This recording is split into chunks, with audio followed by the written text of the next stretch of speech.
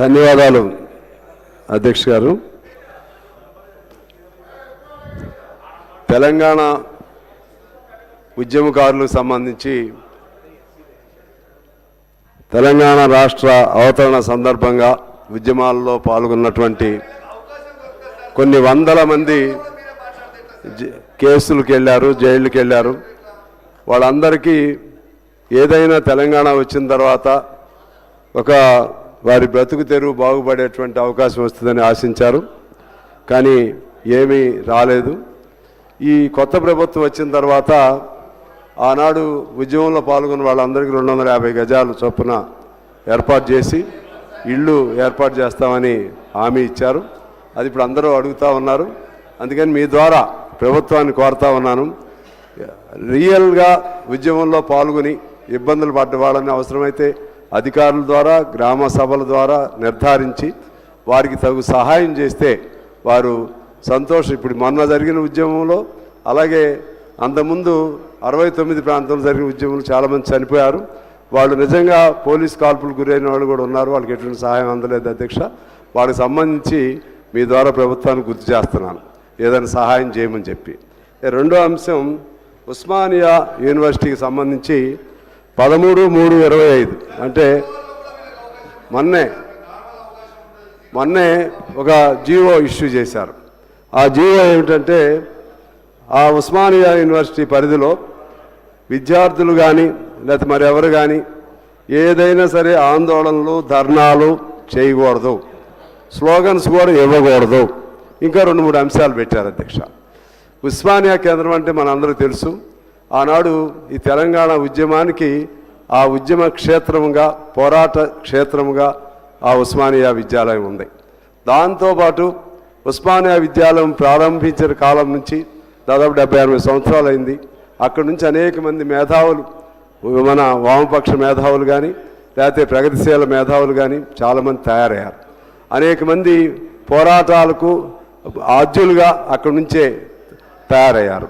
ఆ విధంగా అంత గొప్ప ఉస్మానియా విశ్వవిద్యాలయానికి సంబంధించి ఈ నిషేధం అనేది విధించడం అనేది ఇది అప్రజాస్వామికంగా అనిపిస్తుంది అధ్యక్ష.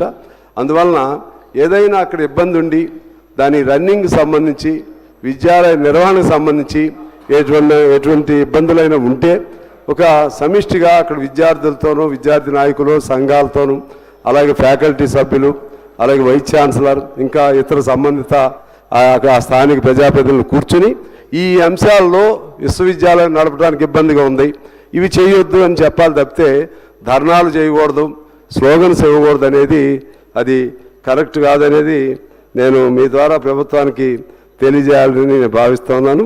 ఇక ఇంకొక అంశం చెప్పి నేను సెలవు తీసుకుంటాను అధ్యక్ష. ముఖ్యంగా ఇప్పుడు అసెంబ్లీ నడుస్తూ ఉంది.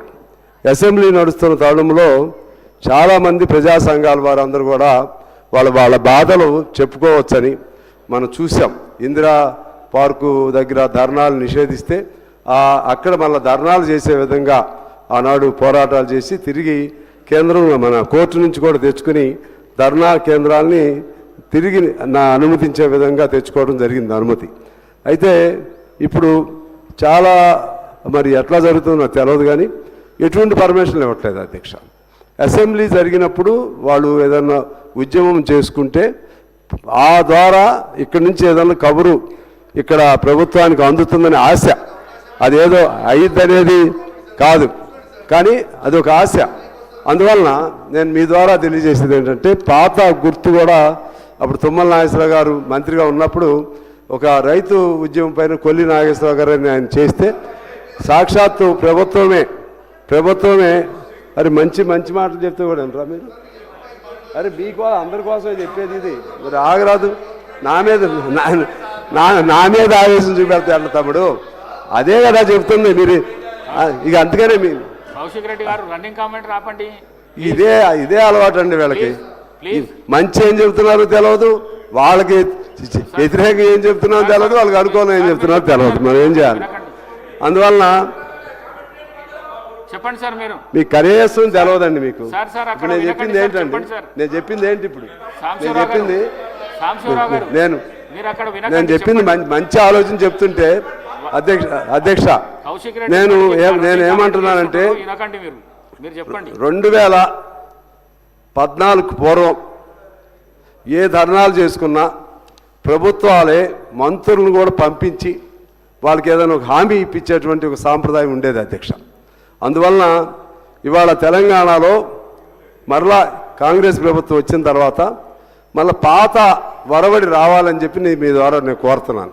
వాళ్ళేమి ఇప్పుడు మహిళలు ఉద్యమం చేయాలనుకుంటారు, వాళ్ళేమి తుపాకులు ఉండవు, లేకపోతే ఇంకేదో ఇబ్బందులు పెట్టరు.